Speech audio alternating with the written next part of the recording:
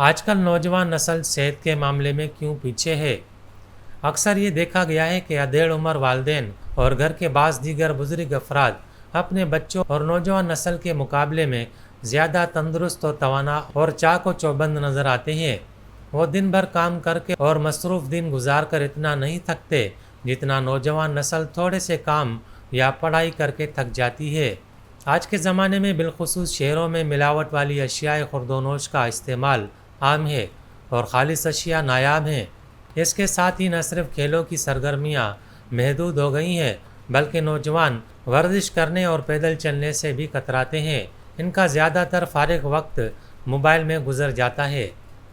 اس generation کی صحت کے بڑھتے ہوئے مسائل کی وجوہات میں بہت سے عوامل ہیں۔ صحت کا یہ مسئلہ جسمانی اور ذہنی حالتوں تک پھیلا ہوا ہے، جیسے high blood pressure, high cholesterol, major depression, hyperactivity اور نشہ آور ادویات کا استعمال وغیرہ۔ ماہرین کا کہنا ہے کہ ملینیلز اپنی صحت کی پریشانیوں کی وجہ سے خاص طور پر امریکی معیشت میں اپنا حصہ ادا کرنے سے قاصر ہوں گے، جس سے بے روزگاری میں آہستہ آہستہ اضافہ ہوگا اور صحت کی دیکھ بھال کے اخراجات بڑھ جائیں گے۔ خراب صحت کی وجہ سے معاشی کشمکش کا سامنا کرنا پڑ سکتا ہے اور معاشی قسم پرسی سے صحت خراب ہونے کے امکانات پیدا ہو سکتے ہیں۔ یہ خیال کیا جاتا ہے کہ خاص طور پر 2010 کے بعد سے نشہ آور اشیاء ڈرگز کی زیادتی کی وجہ سے اموات میں 1000% سے زیادہ اضافہ ہوا ہے۔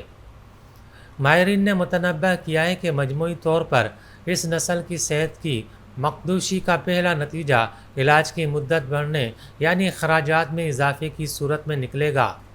لاگت کا اضافی دباؤ نہ صرف مریض اور کاروباری ادارے برداشت کریں گے بلکہ اس کا بوجھ ریاستی اور حکومتوں پر بھی پڑے گا، جو پہلے ہی اخراجات کے انبار تلے دبی ہوئی ہیں۔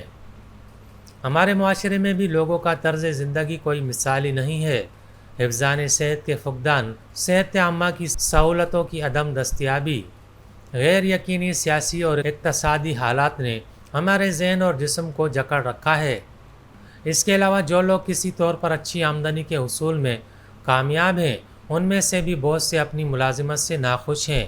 وہ بھاری کام کا بوجھ یا بہت زیادہ ذمہ داری اٹھائے ہوئے ہیں، طویل اوقات تک کام کرتے ہیں، اپنی ترقی نہ ہونے یا نوکری ختم ہونے کے خطرے کے امکان کے بارے میں غیر محفوظ رہتے ہیں یا پھر دفاتر میں امتیازی سلوک یا ہراسانی کا سامنا کرتے ہیں۔ کووڈ-19 نے اس صورتحال کو مزید سنگین بنا دیا ہے۔ ایسے میں ملینیلز کی اپنی اور اپنے خاندان کی بقا کی سوچ ان کے پورے طرز زندگی پر حاوی ہوتی ہے۔ نہ ہی انہیں ورزش کا خیال لیتا ہے، نہ ہی ویکینڈز پر تفریح طبع کی کوئی سوچ ان کو متاثر کر پاتی ہے۔ اس مخصوص صورتحال نے ہمارے ملینیلز کو بلڈ پریشر اور دل کا مریض بنا دیا ہے۔ پھر لوگ یہی کہتے رہ جاتے ہیں کہ یہ عمر تو نہیں تھی دنیا سے جانے کی۔